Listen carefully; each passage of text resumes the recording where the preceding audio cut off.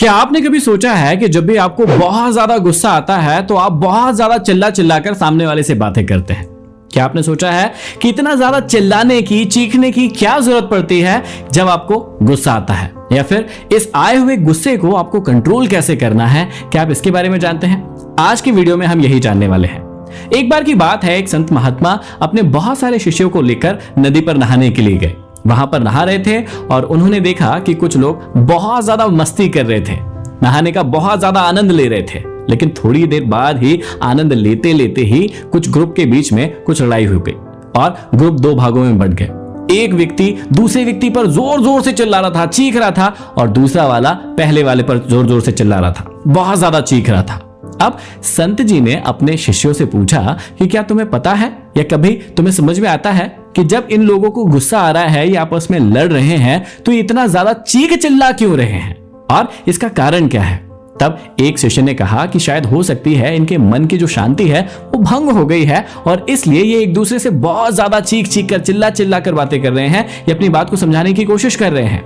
तब संत महात्मा जी ने कहा कि अरे दोनों एक दूसरे के सामने ही तो खड़े हैं, लेकिन आमने सामने खड़े होने के बाद भी क्या उन्हें एक दूसरे की आवाज नहीं आ रही है जो उन्हें इतना ज्यादा चीखने चिल्लाने की जरूरत पड़ रही है? तब बहुत सारे शिष्यों ने अलग अलग प्रकार के जवाब दिए, लेकिन किसी भी जवाब से संत जी संतुष्ट नहीं थे। तब संत ने उन शिष्यों को समझाया कि हमेशा याद रखिएगा कि जब भी दो लोगों के बीच में झगड़ा होता है तब क्या होता है, तब शरीर तो आमने सामने होते हैं, लेकिन भावनात्मक रूप से दोनों व्यक्ति एक दूसरे से बहुत ज्यादा दूर जा चुके हैं। शरीर तो एक दूसरे के सामने है, शरीर तो एक दूसरे को देख पा रहा है, लेकिन जो भाव है, जो मन है, उसकी स्थिति एक दूसरे से इतनी ज्यादा दूर हो चुकी है कि वो एक दूसरे के सामने होते हुए भी एक दूसरे को नहीं सुन पाते हैं। फिर आपको चिल्लाने की जरूरत पड़ती है, चीखने की जरूरत पड़ती है, लेकिन फिर भी सामने वाले की आवाज आपको सुनाई नहीं पड़ती है। और इसीलिए जब भी आपको क्रोध आता है तो आप सामने वाले पर चिल्लाते हैं, चीखते हैं, क्योंकि आप मानसिक रूप से या फिर भावनात्मक रूप से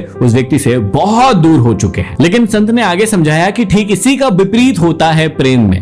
क्रोध में तो आपको चिल्लाने की जरूरत पड़ती है, चीखने की जरूरत पड़ती है, लेकिन जब किसी व्यक्ति से आपका प्रेम होता है और बहुत ज्यादा प्रेम होता है तो आपको उस व्यक्ति को यदि कोई बात कहना है तो आप यदि धीरे से भी कहेंगे या दिल के अंदर भी कहेंगे, मन के अंदर भी कहेंगे, तो वो बात सामने वाला व्यक्ति बहुत ही आसानी से समझ जाता है। और ये बात आपने भी अपने जीवन में जरूर नोटिस की होगी कि यदि आपका किसी से प्रेम है और दिल मिले हुए हैं, शरीर चाहे दूर है लेकिन यदि मन मिले हुए हैं, तो दोनों की बातें आपस में बहुत कम वॉल्यूम में भी यदि आप बातें करेंगे, धीरे धीरे भी यदि आप बातें करेंगे, तो वो बातें सामने वाले व्यक्ति को समझ में भी आती है और सुनाई भी दी जाती है, क्योंकि उनके दिल में आपस में प्रेम है। और यही अंतर होता है जब कोई व्यक्ति क्रोध में होता है और कोई व्यक्ति प्रेम में होता है। जब भी आप किसी के साथ क्रोध में होंगे तो आपके शरीर एक दूसरे के सामने होंगे, लेकिन आपकी भावनाएं बहुत दूर हो चुकी होगी। और जब भी आप किसी व्यक्ति के साथ प्रेम में होंगे तो आपका शरीर चाहे आसपास हो या ना हो, आपके मन मिले होते हैं, आपका दिल मिला होता है, और फिर कितने ही धीरे या नहीं भी बोलेंगे